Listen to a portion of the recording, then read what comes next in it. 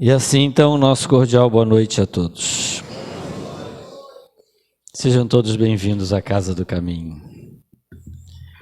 Que bom ouvir este boa noite com tanto entusiasmo, né? Afinal de contas, estamos na casa de Jesus, estamos na casa de Bezerra. Tudo isso é motivo de alegria, né? Termos aqui chegado, mais do que uma necessidade, é uma graça. Quantos lá fora precisariam e gostariam de estar num ambiente como este, né? E por diversos motivos não podem.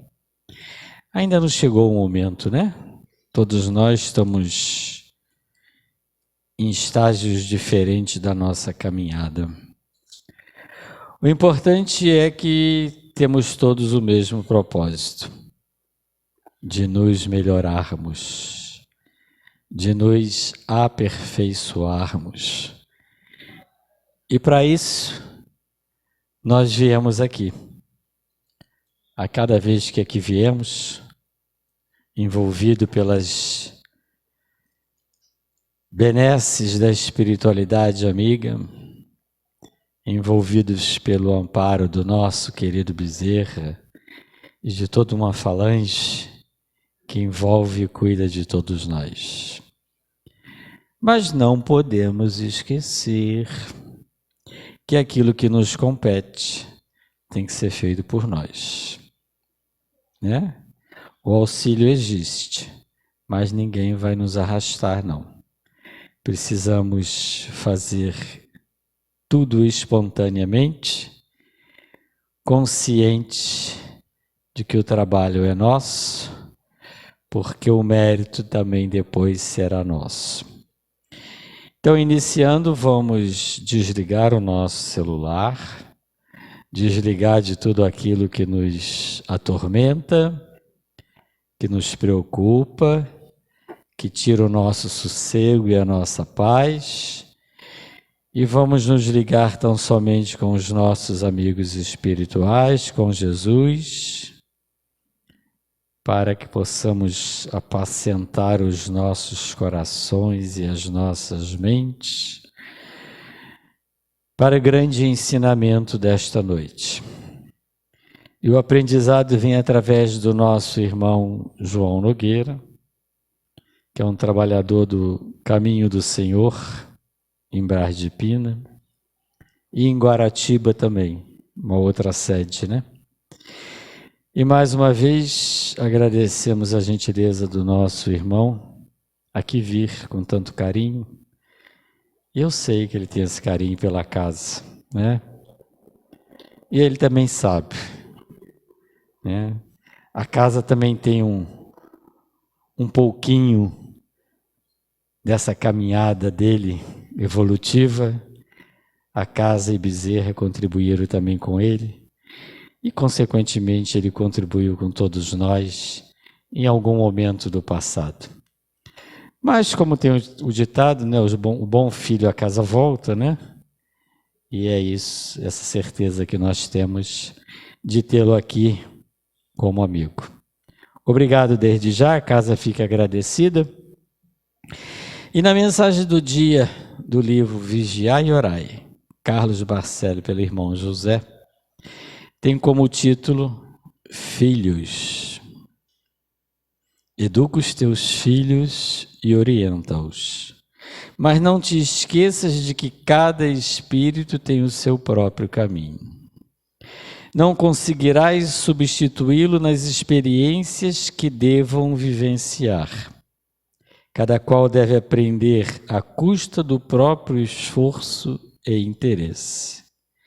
Não superprotejas os teus filhos, afastando-os do trabalho enobrecedor. O trabalho para a criança é o complemento natural da educação. Para os anseios evolutivos do espírito na reencarnação, as facilidades constituem um desastre. Sem disciplina, A criança cresce à mercê das circunstâncias. Conversa com os teus filhos e procura, desde cedo, iniciá-los na prática do bem. Sem um ponto de referência espiritual, o teu filho se perderá no abismo da descrença. Que assim seja, graças a Deus. Vamos ouvir a prece inicial com a nossa irmã Aline. Boa noite, meus irmãos. Agraciados por esse abraço da paz que recebemos da espiritualidade amiga e benfeitora. Aqui nos encontramos nesse ponto de luz, felizes pela escolha que optamos neste momento de educar os nossos sentimentos na senda do bem. E através da mensagem crística, aqui nos encontramos para te dizer muito obrigada, porque nessa trajetória de aprendizado, sabemos que as tuas mãos estão sobre as nossas em todos os momentos. Que a doce paz envolva as consciências presentes aqui, nesse ponto de luz dos dois planos da vida. Que de mãos dadas com a espiritualidade, nós possamos agradecer por mais este dia em que estamos amadurecendo o nosso ser na senda do bem, reconciliando-nos conosco mesmo e com as consciências com as quais nos sintamos conflitadas, que possamos confiar e não temer. E ficamos felizes pela presença do nosso querido irmão João Nogueira, que aceitou com carinho o convite para que juntos possamos, na bússola do aprendizado, amealhar os melhores apontamentos direcionados a nós. E recebendo o abraço paternal do apóstolo do bem e da paz e amigo dos humildes e dos enfermos, nosso querido vovô Bezerra, damos início a mais uma noite de aprendizado no Grupo Espírita Casa do Caminho, dizendo simplesmente: obrigada, Pai, pela oportunidade de aprendizado destinada a nós e por nossa filiação divina em planeta Terra. Graças a Deus. E assim, com muito prazer, passamos a palavra ao nosso irmão João. Boa noite a todos. O José brinca porque sabe que eu comecei aqui, né? Né, Tiana? Julho de 1994. Você não era nascido, eu também não. Estava na outra reencarnação. Não é bizarro? Faz tempo. A casa era diferente, mas o carinho e o acolhimento continuam cada vez melhores, né? Quando a gente grava lá no estúdio do Caminho do Senhor, a Hermínia, quem ouve o programa conhece, a Hermínia Sangil, ela costuma dizer que aquele estúdio é um útero espiritual. E a gente pode imaginar, né, essa casa aqui como um útero espiritual, que a gente se sente acolhido, a gente se sente protegido, a gente se sente com vida. Alguém está cuidando de nós, né? E o tema que nos foi passado hoje é juízo final ou planeta de regeneração. E é muito interessante isso, porque a gente, graças a Deus, eu comecei aqui na Casa do Caminho e fui para o caminho do Senhor, sempre no caminho, né? E fui para o Caminho do Senhor por um motivo muito simples, porque eu comecei a ouvir o programa Caminho do Senhor e o início dele diz o seguinte, no prefixo do programa diz, um programa dedicado ao estudo da Bíblia, e aí me cativou, porque eu sempre tive vontade de estudar e entender a Bíblia, só que eu não conseguia passar do primeiro versículo, né? Que era muito difícil. Com a doutrina espírita, tudo ficou muito mais simples, muito mais fácil. Tem uma página do Emmanuel que diz que Jesus é a porta, Kardec é a chave. Então, a gente entende hoje a Bíblia porque a gente tem o Espiritismo. Sem o Espiritismo, a Bíblia fica muito sem sentido, fica muito difícil de compreender. Paulo de Tarso, aliás, é um dos motivos porque muitos falam em juízo final, mas Paulo de Tarso diz o seguinte: o Espírito vivifica, a letra mata. Então, nós precisamos entender que o que está escrito tem que ser compreendido à luz do Espírito, à luz do raciocínio lógico. Huberto Roden, um grande filósofo, que depois de um tempo passou, depois de desencarnado, passou a se comunicar através do nosso já saudoso Luiz Antônio Mileco, com o pseudônimo de Delfos, o nosso Huberto Roden. Ele dizia o seguinte: a parábola, né, quando estudamos parábolas, a parábola ela tem o sentido direto físico com o símbolo ou a simbologia espiritual.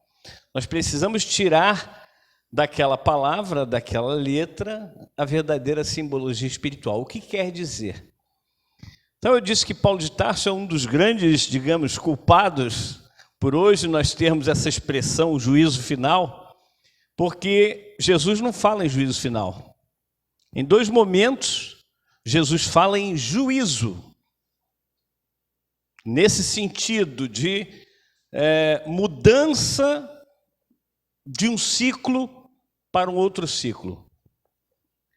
E Jesus fala isso em Mateus e fala isso em João mais propriamente, exatamente falando a respeito da doutrina espírita, aquele consolador que viria convencer o mundo do pecado, da justiça e do juízo. E em Mateus ele fala: esta geração não passará até que venha o juízo. Então, Paulo de Tarso, ou melhor, a carta aos Hebreus, muita gente acha que não é Paulo de Tarso o autor, mas não tem problema, está lá dito que é Paulo de Tarso, então a gente acredita. Quer seja Paulo, quer não seja, a gente acredita. E em 3 momentos na carta aos Hebreus fala de juízo final. O que é o juízo? E aí a gente volta nessa questão que Jesus apresenta lá em João 16, que o Consolador viria convencer o mundo do pecado, da justiça e do juízo.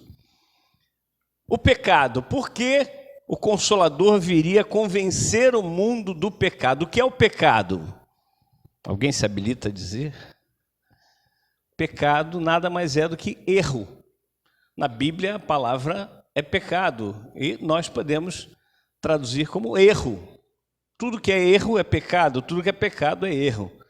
Então, quando nós erramos, nós estamos pecando. Convencer o mundo do pecado ou do erro é mostrar a verdade. Nós ainda temos muito que caminhar para realmente dizermos que conhecemos a verdade, falarmos a respeito da verdade. E só tem um espírito que nós lidamos, tirando Deus, é claro, mas em espírito, não o absoluto, mas o relativo, que pode se dizer a verdade. E ele se apresenta como a verdade.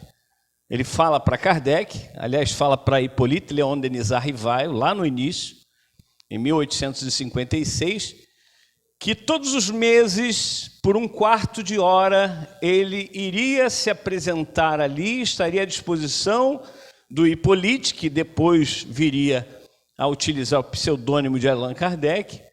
1/4 de hora, ou seja, 15 minutos por mês, se apresentaria. Depois Kardec coloca uma observação dizendo que ele muitas vezes passou esse tempo. E ele dizia, pode me chamar de a verdade. Aí Kardec, então, isso está em Obras Póstumas, no capítulo A Minha Primeira Iniciação no Espiritismo, onde Kardec coloca que Kardec pergunta, você teria animado algum personagem famoso na Terra? E aí a resposta é: já te disse, chamar-me-ás a verdade. E isso quer dizer, nada mais saberás do que isso. E isso quer dizer não dizer abertamente o que é, ou seja, deixar nas entrelinhas quem é a verdade. Hoje, através dos estudos, a gente chega à conclusão de que o único espírito que poderia se dizer a verdade é aquele que há 2000 anos disse: eu sou o caminho, a verdade e a vida. Ninguém irá ao Pai senão por mim. Se não fosse isso, ainda tem mais uma coisa interessante. Eu não ia entrar nesse negócio, mas a Aline olhou para mim e falou assim: vai, fala. Não é, Aline? Mentira. Aline, faz um favor para mim. Eu posso explorar, José? A Aline, posso? O Evangelho segundo o Espiritismo e o Livro dos Médiuns. Como é que é a sequência das publicações do Pentateuco, ou seja, dos 5 livros base da doutrina que Kardec lançou? Primeiro livro, qual foi? O Livro dos Espíritos. As aulinhas estão boas, né, Aline? É bizarro, não é? O Livro dos Espíritos. Segundo livro, Livro dos Médiuns. Terceiro livro, o Evangelho segundo o Espiritismo. Terceiro, Céu e Inferno. E eu falei terceiro não, quarto, Céu e Inferno. E vocês responderam Céu e Inferno. E o quinto, a Gênese, os milagres e as predições segundo o Espiritismo. O segundo livro da codificação é o Livro dos Médiuns, onde eu queria que a Aline abrisse, no capítulo 31, na dissertação número 9. Vai com calma, a gente tem até 10h30 que o José falou para conversarmos a respeito desse assunto. Tudo bem, 10h30? Você é flamenguista, né? Não pode. Então tá bom. Então pode ficar. Dissertação 9, capítulo 31, dissertação 9, item 9. É 1x. Só para... Aí, ó. Você pode ler para a gente, por favor? Só o primeiro parágrafo até o Deus bom, o Deus justo. Venho eu, vosso Salvador e vosso Juiz, venho como outrora aos filhos transviados de Israel. Venho trazer a verdade e dissipar as trevas. Escutai-me. O Espiritismo, como outrora minha palavra, tem que lembrar aos materialistas que acima deles reina a imutável verdade, o Deus bom, o Deus grande, que faz germinar a planta e que levanta as ondas. Revelei a doutrina divina, como ceifeiro, até enfeites o bom esparso na humanidade, disse: vinde a mim todos vós que sofreis. Essa mensagem tem uma nota, depois Kardec coloca, e a mensagem ele diz que é assinada por Jesus de Nazaré. E aí eu queria que a Aline abrisse o capítulo 6 do Evangelho segundo o Espiritismo, Cristo Consolador, item 5.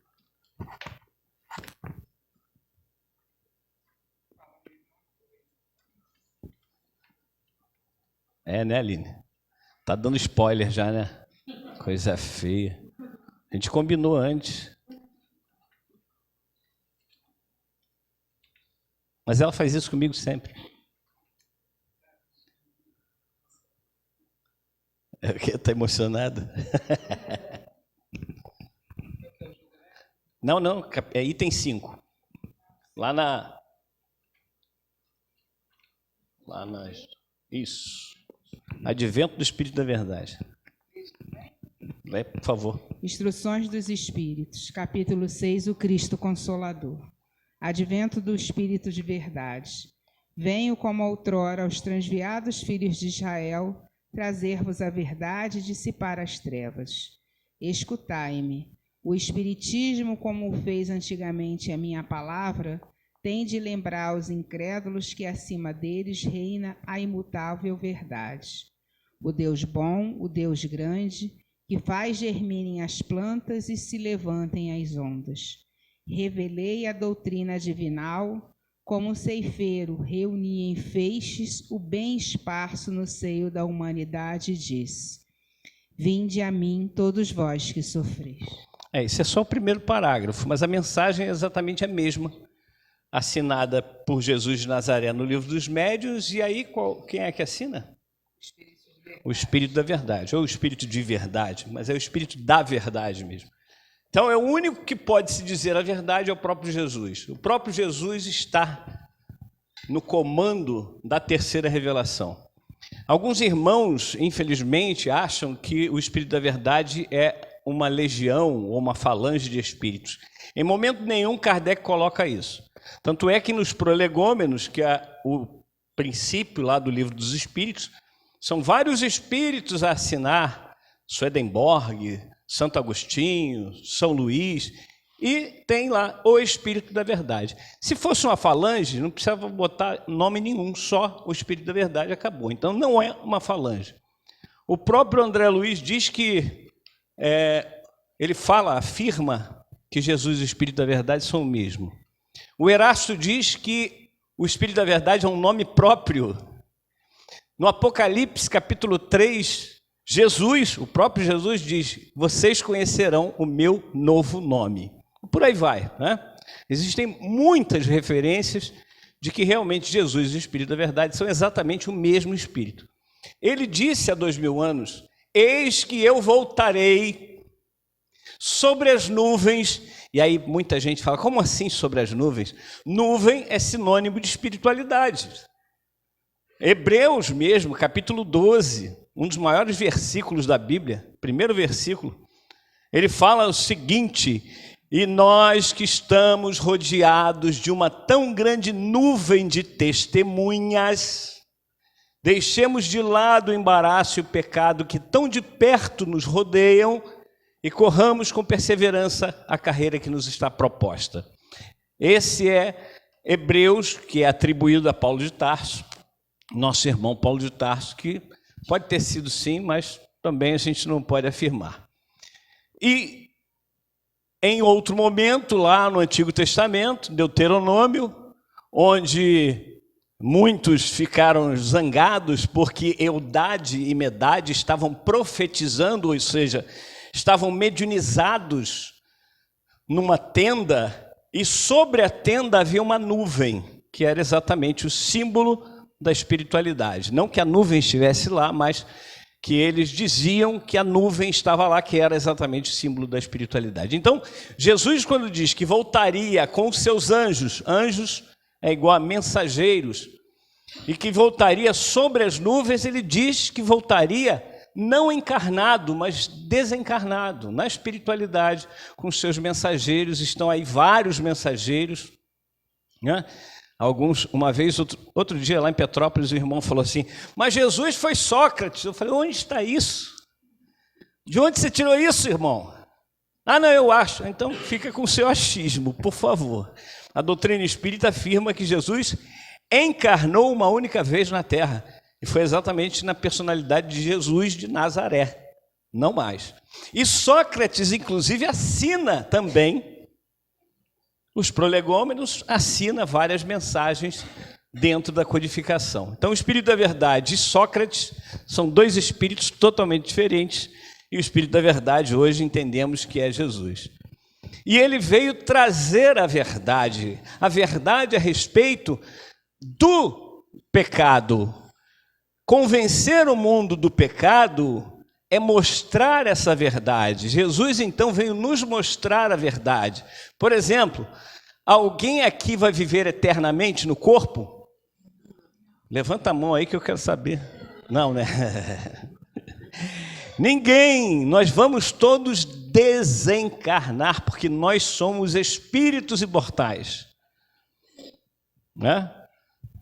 Essa coisa de palavras é interessante. A espiritualidade diz assim: entendei-vos, usai as palavras que quiserdes, mas entendei-vos. Então, quando a gente usa a palavra imortal, está se referindo ao espírito que foi criado por Deus, simples e ignorante. Quando nós nos referimos a Deus, é o eterno, que não tem princípio nem fim. O espírito teve princípio, tem princípio, porque Deus cria até hoje, e não terá fim. No dizer do nosso Gastão Veríssimo Pereira Brandão, seremos irremediavelmente, aliás, estamos irremediavelmente condenados a sermos felizes. Chegaremos um dia à perfeição. Vai demorar um pouquinho, né? Só um pouquinho. Bizarra vai mais rápida. Vai chegar mais rápido. Aí ajuda a gente a chegar também, né, Bizarra? E aí a gente vai chegar lá na perfeição, mas até chegar lá na perfeição, existem inúmeros ciclos. A nossa vida é em torno de ciclos. Tem o ciclo do dia, que são 24 horas. O ciclo da semana, que são 7 dias. O ciclo do mês, 28, 29, 30 ou 31, dependendo do mês. O ciclo do ano, 365 ou 366, né? Que é o bissexto. Muita gente não sabe. Bissexto é porque são 2 6, né? Bissexto, né? Outro dia eu estava falando sobre isso, a pessoa... nunca tinha percebido isso. Mas é verdade, a gente não se apercebe, né? Fala tanto. Então são ciclos da nossa vida. E nós passamos por vários ciclos, até que nós atinjamos um número de ciclos, não exatamente em termos de número, mas em termos de maturidade, porque alguns espíritos precisam de mais ciclos, mais números, mais anos, para chegar à mesma maturidade de um outro que precisa de menos. Mas é mais ou menos a mesma coisa, mais ou menos os mesmos ciclos, mais ou menos. E aí nós vamos passando pelos ciclos e as experiências da vida vão nos mostrando o que é certo e o que é errado. Mas nós temos, não só na experiência, não só na prática, mas na teoria, que é a doutrina espírita, a codificação kardeciana, que nos mostra o que é certo e o que é errado. Hoje, nós, como disse, né, sabemos que ninguém vai deixar de existir. Vamos desencarnar. Depois de um tempo lá na espiritualidade, aprendendo, colocando no plano da próxima reencarnação, tudo aquilo que a gente vai precisar saber, a gente vai se formar para a próxima reencarnação, a gente volta reencarnado, e aí a gente não sabe se é homem ou mulher, alto, baixo, preto, branco, amarelo, vermelho, qualquer um, rico ou pobre, né? Enfim, a gente vai voltar. Como? Não se sabe. Mas a gente tem que passar por vários tipos de experiências para realmente chegarmos à perfeição um dia. E o erro faz parte do processo. O processo da evolução é tentativa e erro, tentativa e erro, tentativa e erro, até que tentamos e acertamos. E aí podemos tentar e errar novamente, porque a gente é teimoso. Então nós temos que tentar daquele jeito que nós fizemos, que acertamos, e vamos tentando e acertando, até aquilo se solidificar dentro de nós. Esse é o processo da evolução espiritual ou da evolução moral. Convencer o mundo do pecado é isso. É mostrar o que é o certo e o que é o errado. Convencer o mundo da justiça. Olha só que interessante. A doutrina espírita nos diz que o acaso não existe. Outro dia me falaram assim, a coincidência não existe. Não, a coincidência existe. Porque a coincidência é duas coisas incidirem no mesmo local ao mesmo tempo. Isso não tem problema nenhum. Agora, o acaso é aquilo que aconteceu fortuitamente. Aprendi essa palavra anteontem, estou falando por causa da Aline. Fortuitamente, ou seja, a coisa aconteceu espontaneamente. Como dizem por aí o Big Bang, né?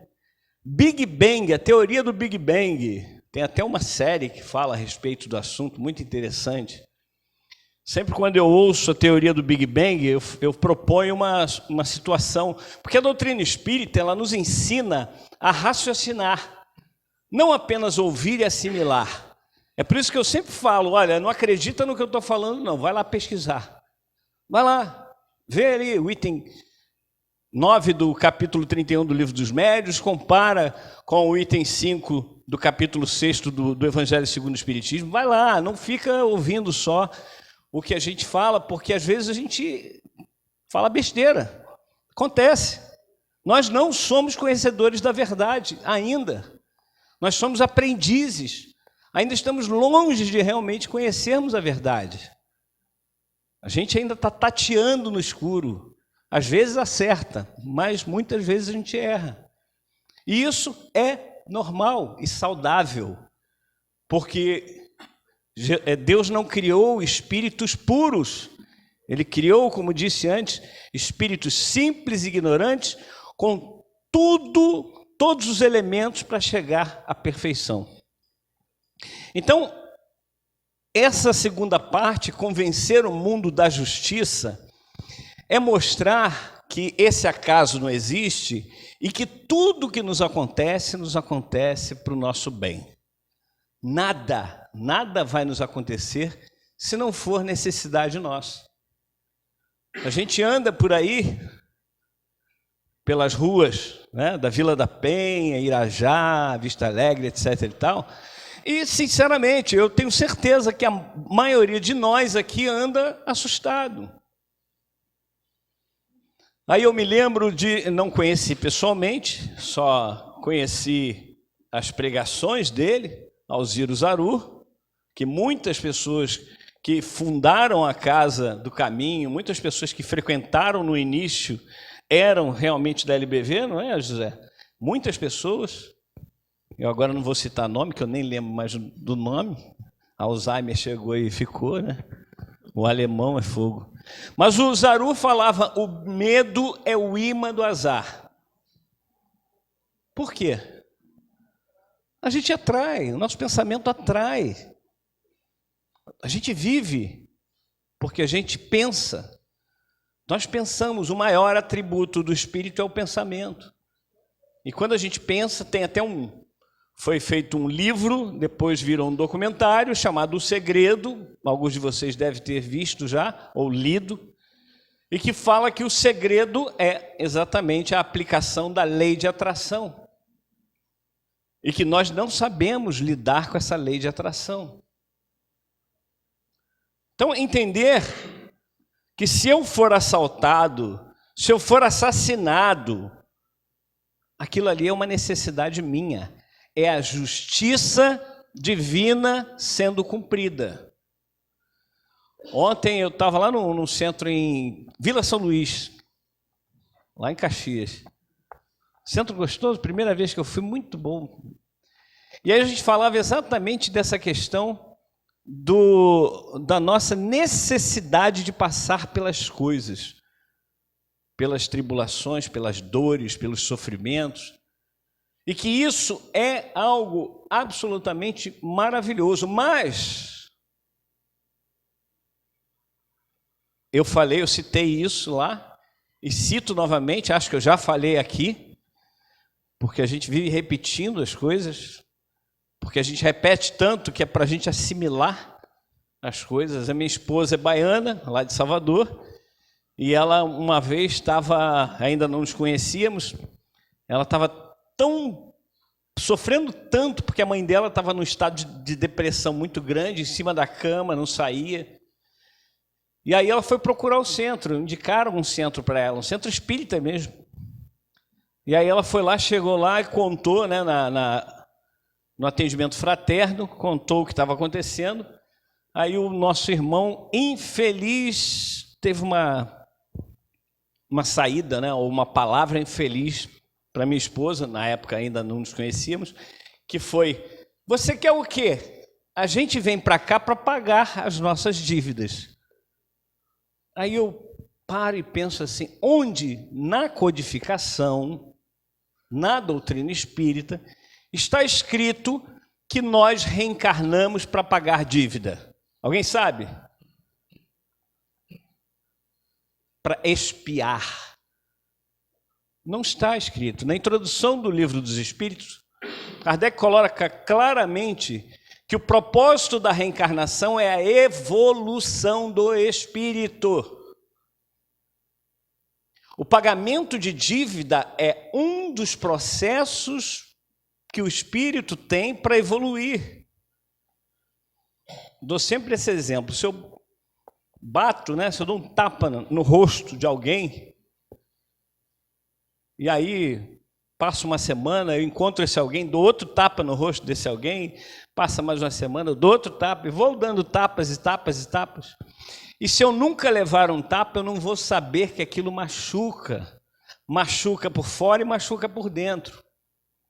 Mas o dia que eu levar um tapa, eu vou parar e falar assim, caramba, isso não é bom, eu não gostei disso. Eu não gostei dessa experiência. Então, o processo da lei de causa e efeito faz isso, faz com que nós estejamos no lado oposto ao que nós estivemos anteriormente. Se eu matei, como Jesus diz, Pedro, quando ele foi preso lá no Getsemane, Jesus foi preso, Pedro então tira o espadinho, era uma espadinha pequena, e corta a orelha de Malco, o soldado de Caifás. Jesus pega a orelha, isso pelo menos está no Evangelho, pega a orelha e restitui a orelha ao Malco e diz para Pedro, Pedro, coloca a tua espada na bainha, ou embainha a tua espada, pois todo aquele que ferir a espada, será ferido a espada. Para exatamente sentirmos o que nós fizemos os outros passarem. Aquele que ferir, será ferido. Está lá no Apocalipse também, aquele que levar a cativeiro, será levado a cativeiro. Então é preciso que nós percebamos que a doutrina espírita nos fala de justiça, da verdadeira justiça, que vem de justeza, de justo, de ajustado. É algo correto, é algo que é preciso que nós passemos. E aí também tem, mais uma vez, Hebreus, tem uma prova bíblica da reencarnação, em Hebreus 11:35, que diz o seguinte, mulheres receberam os seus mortos pela ressurreição. Uns foram torturados, não aceitando o seu livramento para alcançarem superior ressurreição. O que quer dizer isso tudo? Tira a ressurreição e põe reencarnação, que nesse sentido é exatamente o que queria dizer o autor da Epístola aos Hebreus, 11:35.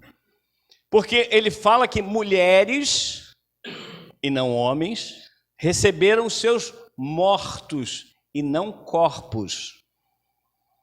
Muito diferente. Pela ressurreição, ou seja, pela reencarnação. Uns não aceitaram o seu livramento. O que é não aceitar o seu livramento? É quando nós estamos passando por um momento difícil da nossa vida e nós nos revoltamos com aquilo. Não aceito. Eu não aceito que meu filho tenha sido assassinado. Eu não aceito que minha filha tenha sido estuprada. Ninguém aqui vai dizer que tem que compactuar com o crime. Não é isso. É compreender e entender que aquilo era uma necessidade, por mais duro que pareça, mas era uma necessidade. E eu botei logo 2 exemplos extremos, que é com filho. Nada dói mais do que mexer com nossos filhos. Nada. Mas está rigorosamente certo. É uma necessidade. Então ele diz que outros conseguiram realmente se beneficiar daqueles sofrimentos e conseguiram superior ressurreição. O que é isso? É que no processo evolutivo, quando nós vamos superando esses obstáculos, quando nós vamos aprendendo e superando esses momentos, nós vamos nos fortalecendo. Nós vamos ficando mais fortes. É como quando Jesus, no finalzinho do Sermão do Monte, lá em Mateus 7, lá no finalzinho, ele diz para nós sermos iguais àquele homem que constrói a sua casa sobre a rocha. Que ele compara a pessoa que ouve as palavras de Jesus, ouve os seus ensinamentos, quer no Evangelho, quer na doutrina espírita, e pratica esses ensinamentos. Ele compara, então, ao homem que constrói a sua casa sobre a rocha. Vem o vento, vem a chuva, batem as ondas e a casa permanece firme, não rui, não cai, não desmorona. Ao contrário, aquele que ouve as minhas palavras de Jesus e não as pratica, é comparável ao homem que constrói a sua casa sobre areia. Primeiro probleminha, a casa vem e rui. E aí eu gosto sempre de dar o exemplo do nosso Chico Xavier, né? Se o Chico Xavier perdesse 10 mil reais, eu tenho que atualizar isso, que eu sempre falei 10 mil reais. Tem que aumentar isso. Não, 10 mil tá bom, né? 10 mil já é uma boa quantia. Se o Chico perdesse 10 mil reais, ele ia pensar assim, alguém que estava necessitando mais do que eu realmente achou esse dinheiro. Mas se o João perder 10 mil reais, vocês imaginam que eu vou ficar sem cabelo, né? Não é? Mas são os mesmos 10 mil reais. Só que para o Chico tem um peso e para mim tem outro peso. Para outro tem outro peso maior ainda ou menor. Então, cada um tem esse peso de acordo com a sua espiritualização ou a sua moralização. O mais rico não é aquele que mais tem, é aquele que menos precisa. Está lá no Livro dos Espíritos. O mais feliz é aquele que necessita de menos. Coisa bonita, né? E a gente quer ter mais, ter mais, ter mais, ter mais. Se eu tenho uma casa, eu quero ter outra. Uma casa de campo, uma casa na praia. Se eu tenho um carro de 1822, não tinha carro nessa época. Se eu tenho um carro antigo, eu quero ter um mais novo, eu quero ter um zero. Se eu tenho um zero, eu quero ter um mais potente, um mais bonito, um mais confortável, com mais tecnologia. Se eu tenho uma roupa que me veste, eu quero ter mais roupas. Minha esposa fica brava comigo, que as roupas vão ficando desbotadas. Aí ela aparece com roupa. Eu digo, para que você comprou isso? Olha as tuas roupas. Aí, essa camisa aí. Já de preto tá prata. O tênis, ela me deu esse tênis agora no Dia dos Pais.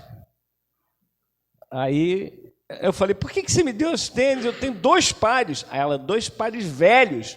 E daqui a pouco você está andando com o pé no chão. Tá bom, vai.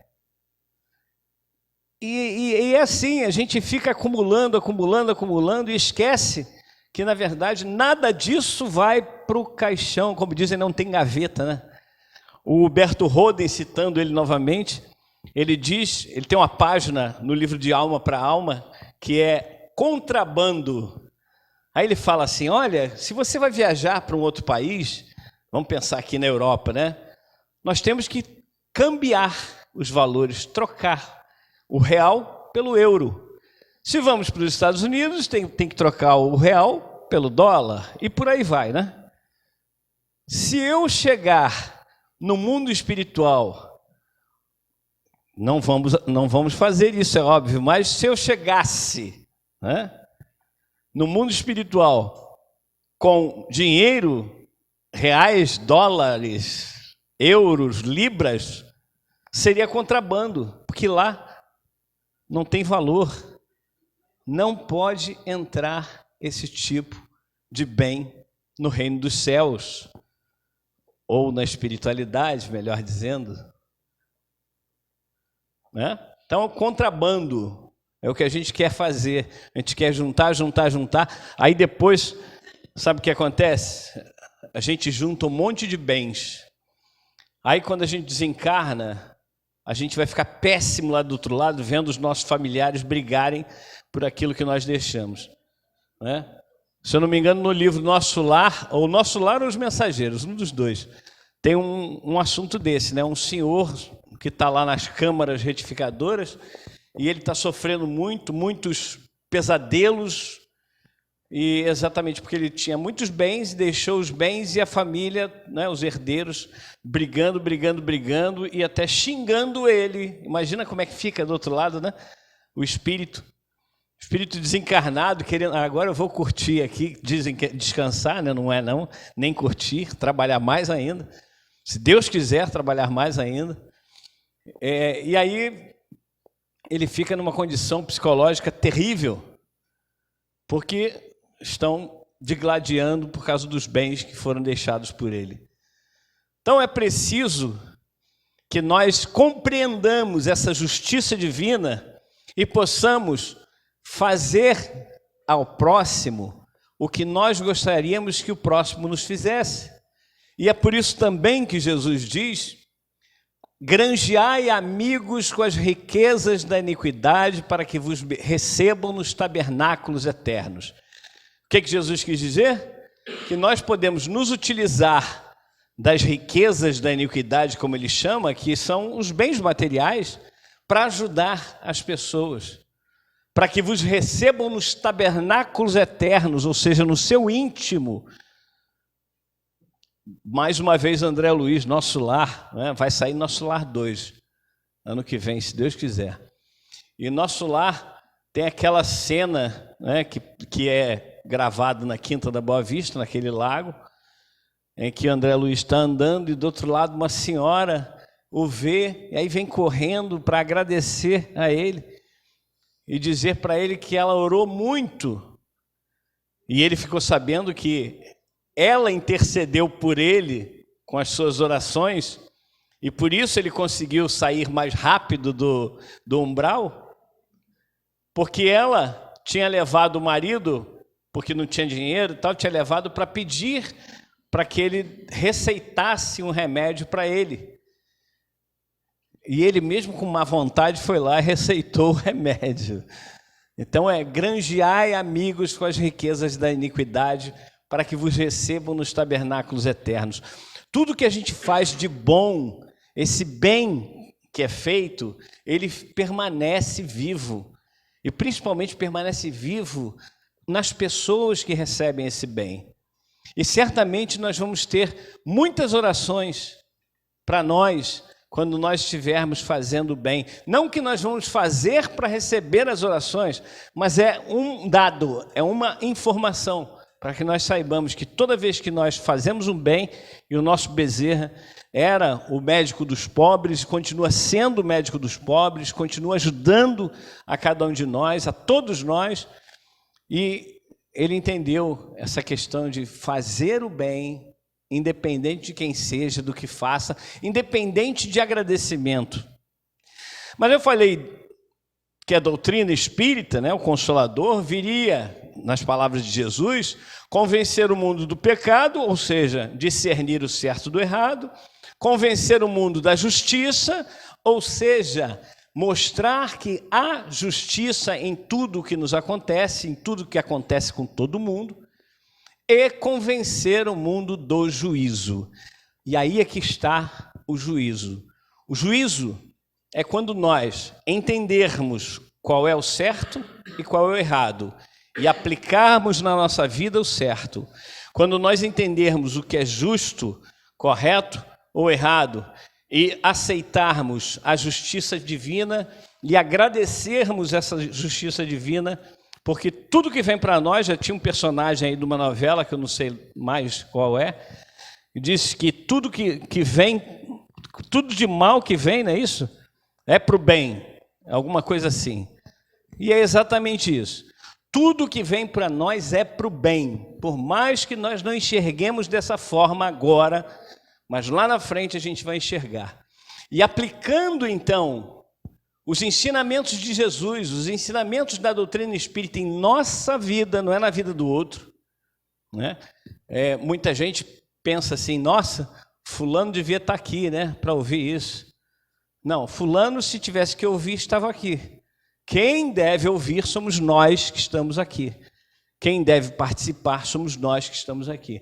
Não é fulano, beltrano que está em algum outro lugar porque, de repente, não precisa ou, de repente, ainda não está preparado, como Jesus lembra, dá pérolas aos porcos.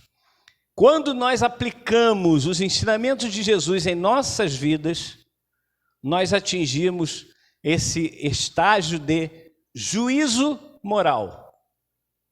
E esse é o juízo que Jesus prega.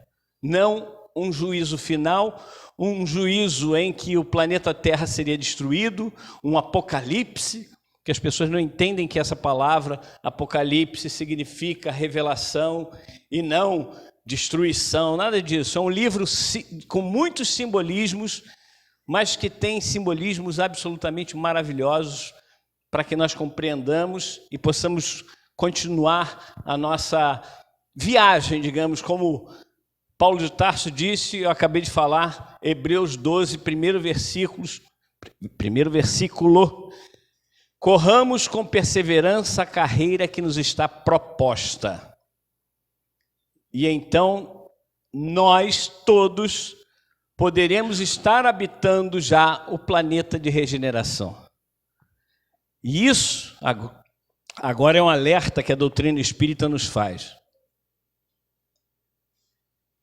Não fiquemos de braços cruzados esperando o planeta de regeneração. Porque o planeta de regeneração não é a parte física do planeta. O planeta de regeneração são os espíritos encarnados e desencarnados ligados ao planeta Terra. Nós somos responsáveis por essa transformação do nosso planeta. Se nós ficarmos esperando ele chegar, talvez nós tenhamos que sair daqui, porque nós não somos dignos de continuarmos num planeta que o mal será mal, continuará havendo mal, mas por ignorância, não por vontade de ver o outro sofrer. Haverá um mal por ignorância ainda, mas cada vez menos. O bem sobrepujará o mal, será maior do que o mal. Já não haverá mais divulgações do mal, como hoje ainda temos divulgações do mal. Hoje ainda temos aquela vontade de ver sangue, né? Eu me lembro que antigamente tinha um jornal que dizia que ele espremia e saía sangue, né? O povo, né? O povo, Mas só acontece isso, ele só vende ou só vendia, não sei se acabou, porque a gente compra.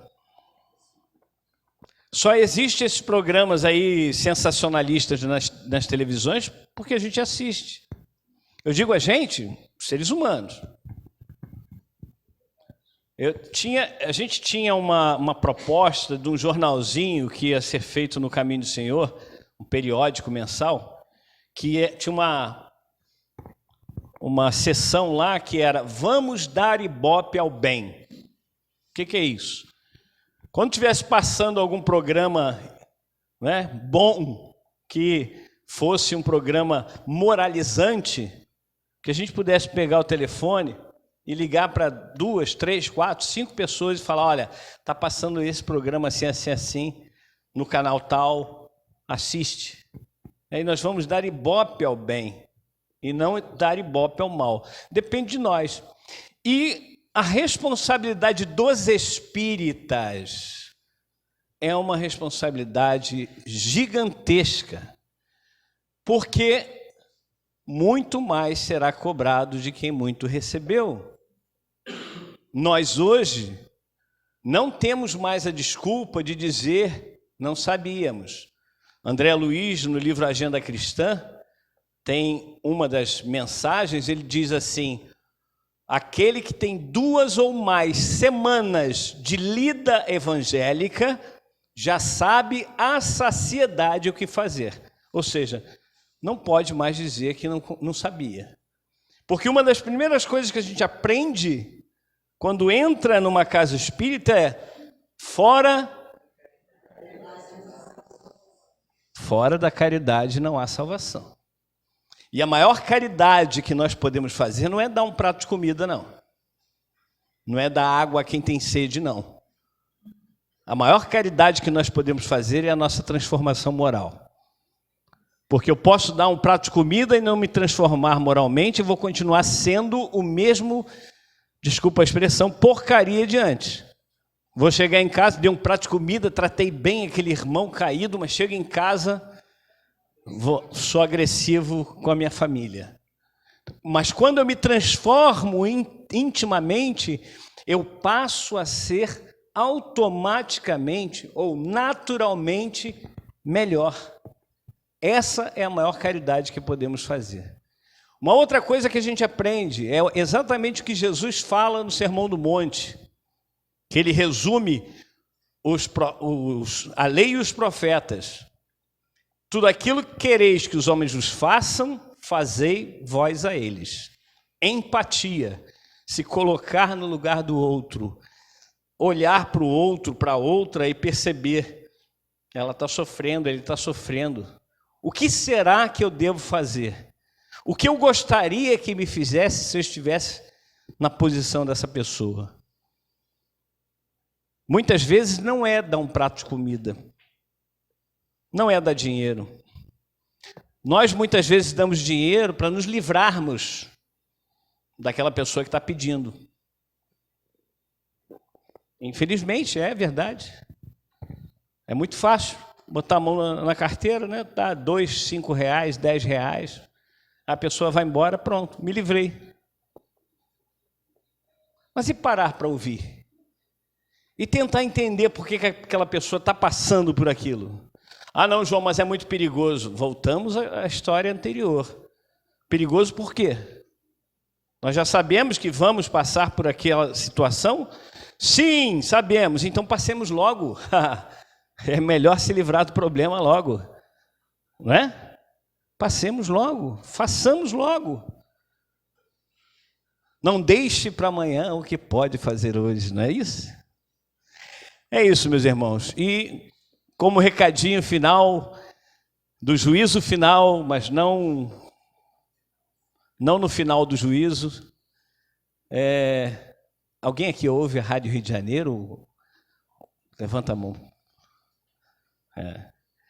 Para quem não sabe, a Rádio Rio de Janeiro é a primeira rádio espírita do mundo.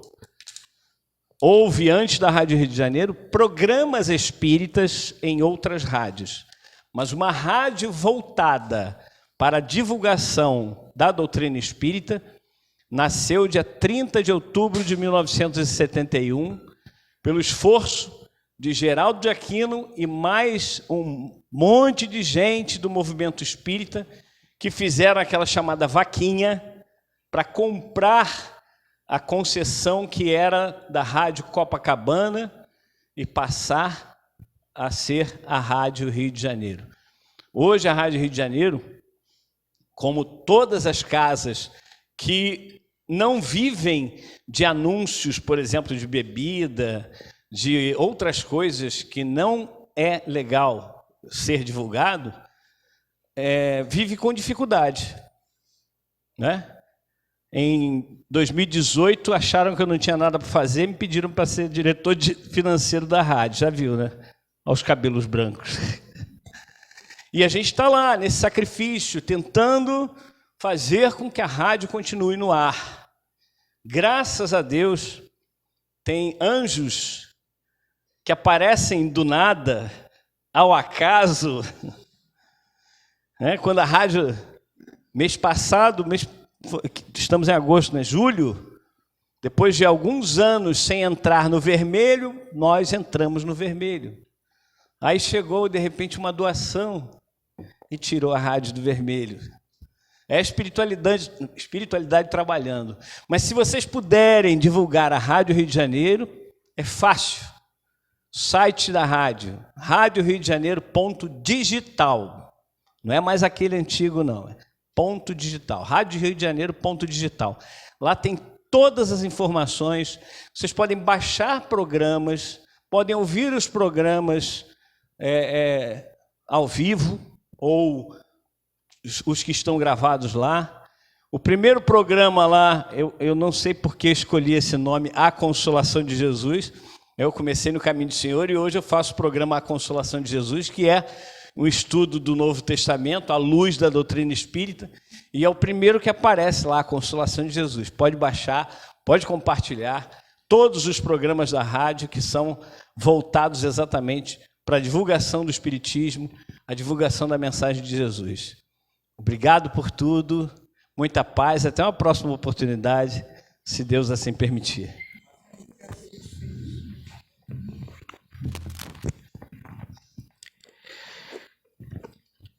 Com certeza ele vai permitir uma próxima oportunidade, né?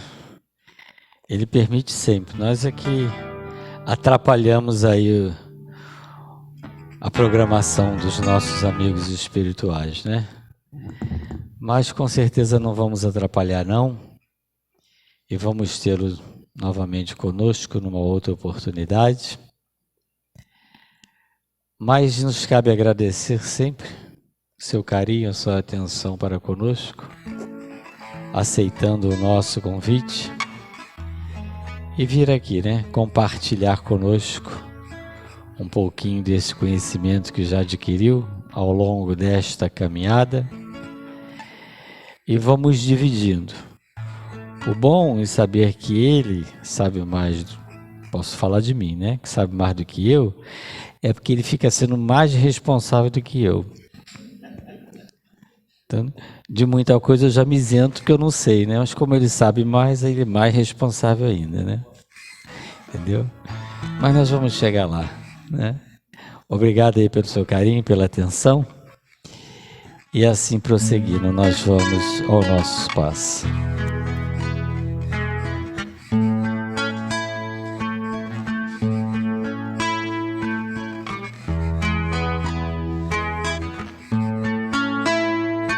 Eu vou na mente, no meu coração, buscar a harmonização, fechar meus olhos e conversar com Deus. É hora do passe, vou me concentrar, pedir a Deus para secar a minha lágrima e daquele que precisar. Ilumina, Senhor, nos ilumina.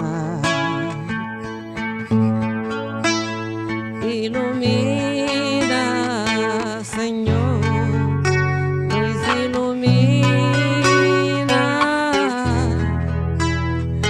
Clareia nossa mente, acende a luz do nosso coração e põe sobre nossas cabeças a sua mão. Se tiveres fé e acreditar, se seguir a luz, ajuda terás, pois o amor de Jesus vem dessa luz. O amor de Jesus vem dessa luz. Ó luz, ó luz, ó luz, ó luz.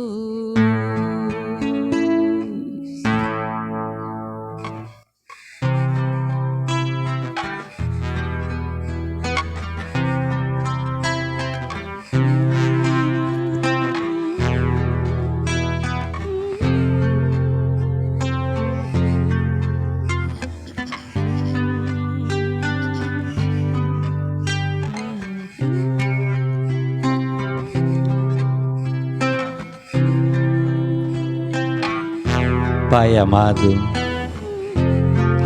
de bondade e justiça,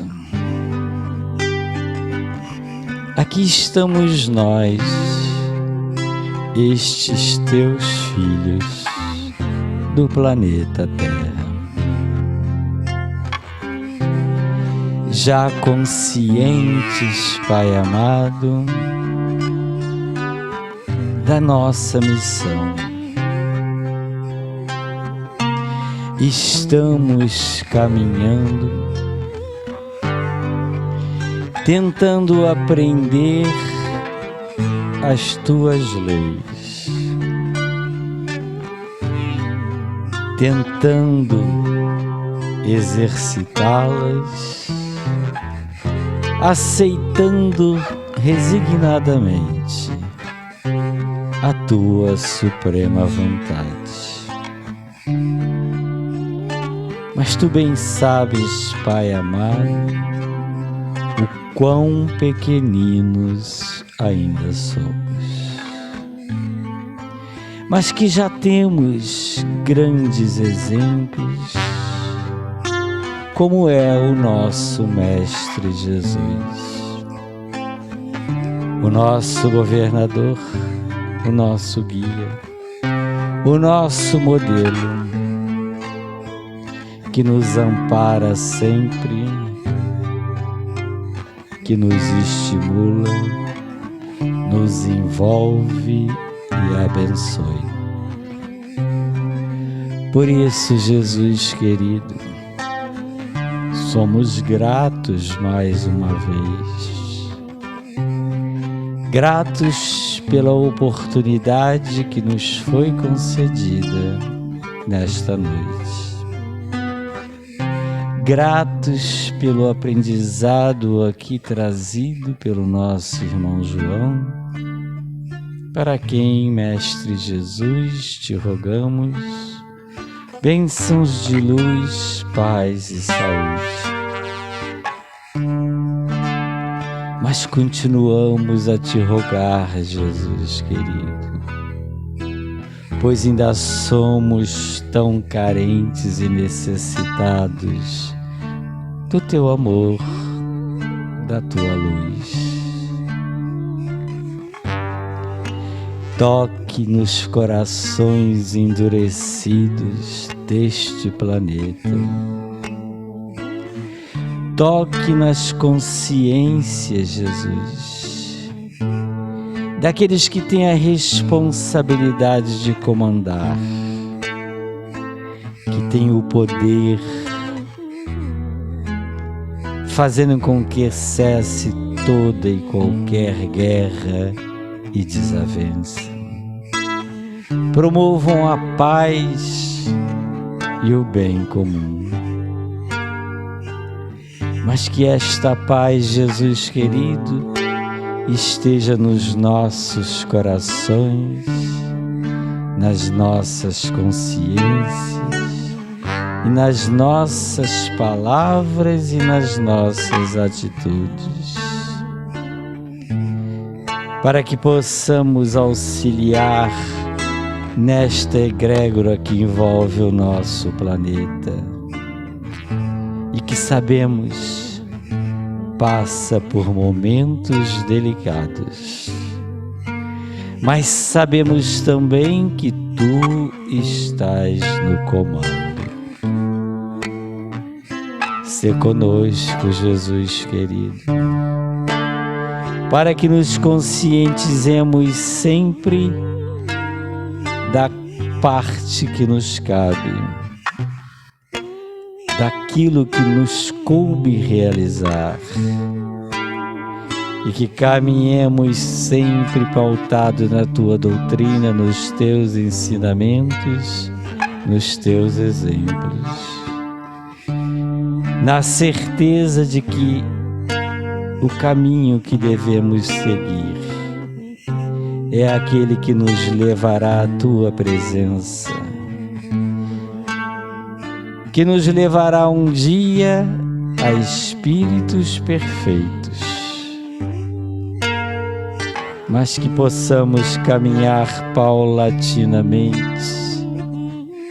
consciente de que a caminhada é longa, mas a chegada é possível e é certa.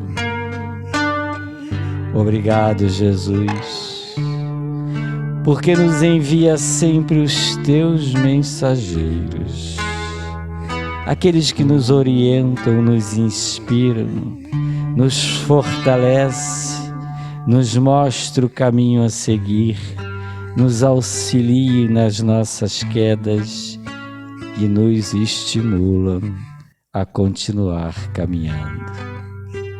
Um desses teus mensageiros é o nosso querido Bezerra, que está sempre conosco a nos envolver, a nos fortalecer, a nos dizer que é possível, que por mais longa e árdua que seja a caminhada, é possível quando acreditamos e quando buscamos o amparo e a luz de Jesus. Tamanha a nossa alegria, mais uma noite, envolvidos por esta luz, pela serenidade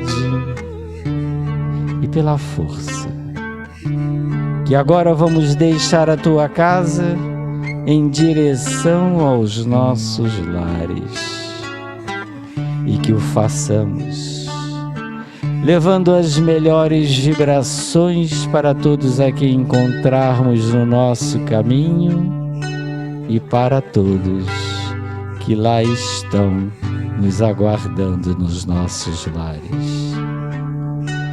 Mas que permaneçamos fortalecidos ao longo de mais uma semana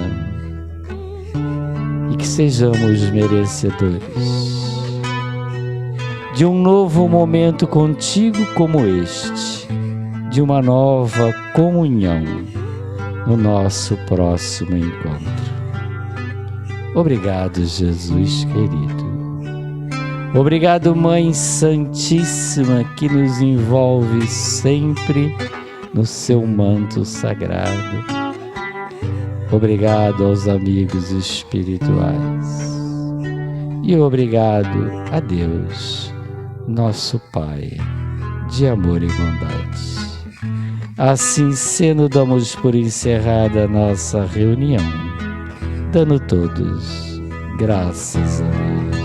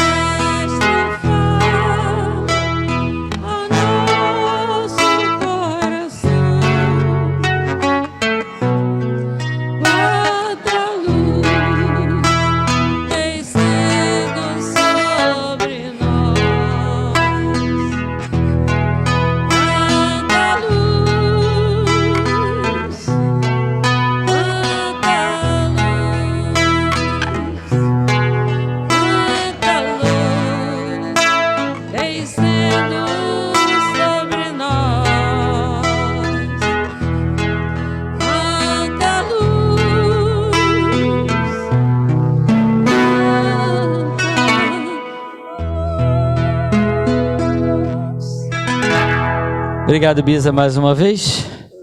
Lembrando a todos as nossas campanhas do quilo e no enxovalzinho. Aqueles que desejarem contribuir, é sempre muito bem-vindo. Tá? Lembrar a todos que no próximo sábado nós temos a nossa mocidade, a nossa evangelização e a entrega das cestas aos nossos assistidos, tá bom? Aqueles que desejarem trazer suas crianças, seus jovens, venham e tem uma reunião no salão para os adultos, tá bom? Vamos todos na luz de Jesus.